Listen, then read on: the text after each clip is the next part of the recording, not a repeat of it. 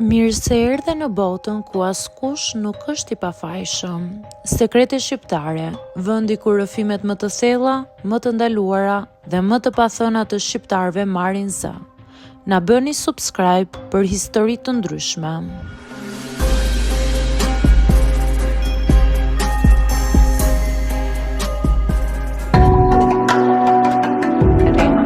Nuk e kisha menduar kur që një punë kaq e qetë, siç më kanë thënë në fakt kur më punësuan, do të më fuste në labirintin e lodhjes mendore.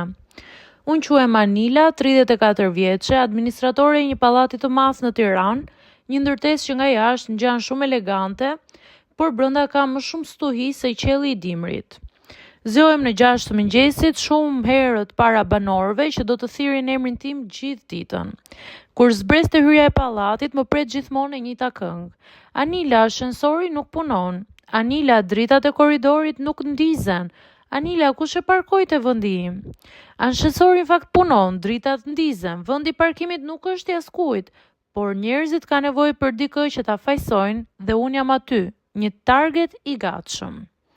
Pallati ka 6 kate, por më duket si 6 galaksira të ndryshme. Çdo kat ka problemin e vet. Kati i parë është me konfliktin e përjetshëm. Janë dy fëmijë që nuk flasin prej 12 vitesh. Çdo muaj më thërasin të dy njëkohësisht, njëri për ujin që i rrjedh nga tavani, tjetri për zërat e padurueshëm që sipas tij nuk janë zëra, por janë provokime. Unë bëhem ndërmjetëse, psikologe, gjykatëse, të gjitha papagesë.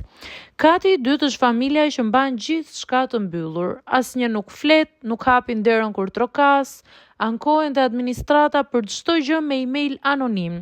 Unë e di faktikisht që janë ata, por askush nuk më beson. Ata gjejnë gjithmonë mënyrë që t'i kthejnë banorët kundër meje.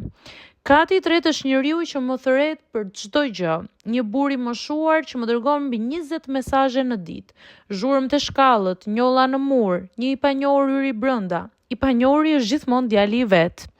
Ndërsa kati i tretë është me dramat familjare të zakonshme. Një çift që grindet pothuajse çdo mbrëmje, nuk përmend detaje të papërshtatshme, po kur fillojnë të thyejnë gjëra, banorët më thrasin mua si të isha policia. Unë shkoj, tentoj të qetësoj situatën dhe largoj me buzëqeshje që nuk e ndjej, vetëm që të mos përhap panik. Kati i pestë përmban spionët profesional, dy gra që dinë gjithçka për të gjithë. Më dalin përpara te shkallët dhe më tregojnë çdo marrësi të ditës. Kush doli natën, kush bleu mobilje, kush mori mysafir. Unë vetëm tund kokën sepse nëse u them që nuk është puna ime, ato mendojnë që po fshe diçka. Kati i 6, aty ku zbulohet gjithçka. Ky kat mban gjithë çmendurin. Festa natën vonë, qiraxhin që ndërrohen çdo muaj, muzikë fort, paketim mallrash dhe deri tek rastet kur më thon të mos përzihem. Un kam kufi të qartë, nuk përzihem kur çështjet nuk janë të rrezikshme, por kur rreziku, qetësia e gjithë pallatit më takon të ndërhyj me zë të butë, por me zemrën që më rre fort. A e dini cila është pjesa më e vështirë? Parat.